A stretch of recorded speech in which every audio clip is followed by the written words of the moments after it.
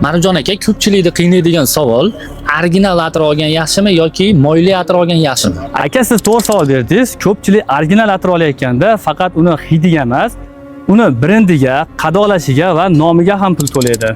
Masalan, original atirlar $100 dan $1000 va undan ham qimmatroq bo'ladi. Lekin sizga atirni faqat hidi muhim bo'lsa, unda moyli atirlar sizga yaxshi, chunki moyli atirlarda ham o'sha hid, o'sha sifat, o'sha stoyks bo'ladi. Moyli atirlar original atirlarga nisbatan sizga 2-3 baravargacha qulayroq narxda bo'ladi. Aynan bizdagi to'g'ri tayyorlangan moyli atirlar originaliga 95% gacha o'xshash bo'ladi. Eng asosiysi uzoq turadi va yaxshi taraladi. Shuning uchun moyli atirlarni ham ishonchli joydan olish juda muhim. Shaxsan o'zim siz uchun atirlarni stoyks va shriflarni kuchaytirilgan holatda tayyorlab beraman. Agar siz ham o'zingizga mos va jozibali atirlarni izlayotgan bo'lsangiz, quyidagi raqamlarga qo'ng'iroq qiling, shaxsan o'zim sizga bog'lanaman.